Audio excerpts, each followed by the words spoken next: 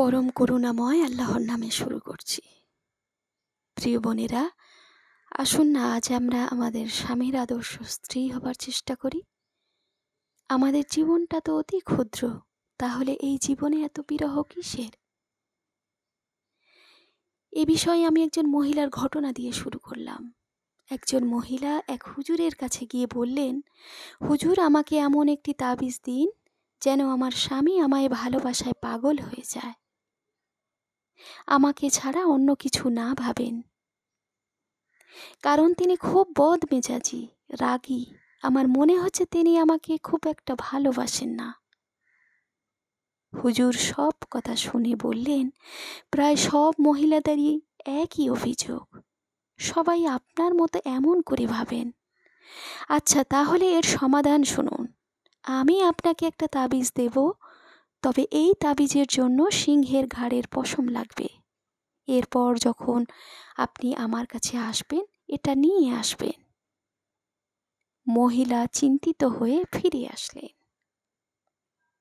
পরিচিত কয়েকজনের সাথে এ বিষয়ে আলোচনা করে জানলেন, সিংহ ক্ষুধার্ত অবস্থায় শুধু হামলা করে, পেট ভরা থাকলে হামলা করে না। মহিলা সেদিন থেকেই নিকটস্থ গহীন জঙ্গলে গিয়ে দূর থেকে সিংহের অবস্থান লক্ষ্য করে গোশত নিক্ষেপ করে আসতে লাগলেন। এভাবে ক্রমাগত গোশ দিতে দিতে সিংহটির সাথে তার একটা ভাব হয়ে গেল।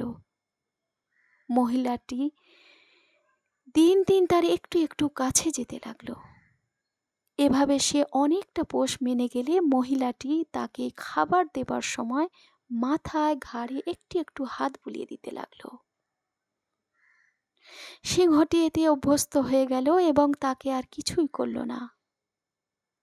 এভাবেই সহজেই একদিন তার ঘাড়ের পশম এনে হুজুরের কাছে বড় আশা নিয়ে উপস্থিত হলো।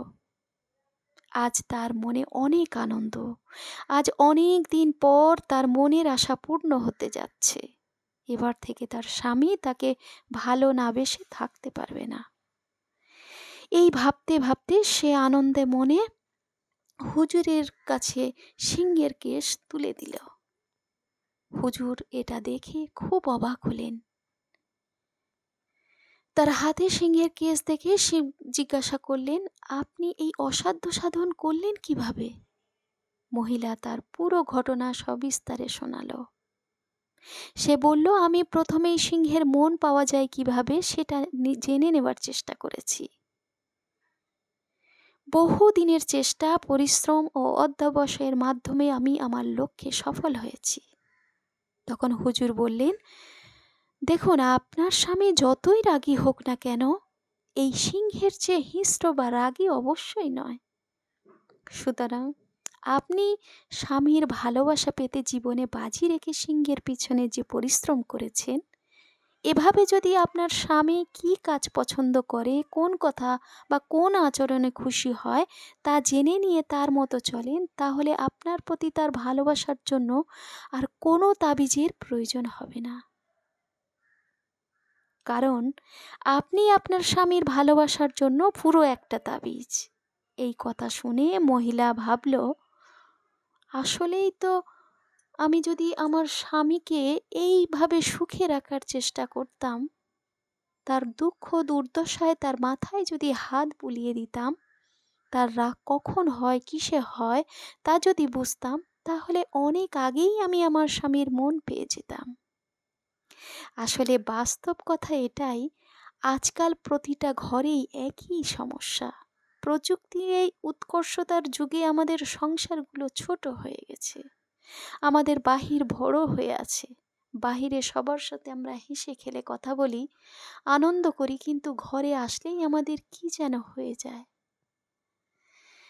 আমরা চিৎকার চেঁচামেচি করতে থাকি। এতে আমাদের সংসারের শান্তি বিনষ্ট হয়, ঝগড়া বিবাদ হয়। কেউ কাউকে আমরা বুঝতেই চাই না, শুধু বোঝাতে চাই। আমরা কথা শুনি জবাব দেবার জন্য, কিন্তু বোঝার জন্য শুনি না। আর এটাই আমাদের সমস্যাকে বাড়িয়ে তোলে। আল্লাহ রাব্বুল আলামিন আমাদের ঘরগুলোকে শান্তি আর বরকত দিয়ে পরিপূর্ণ করে দেন। আমিন।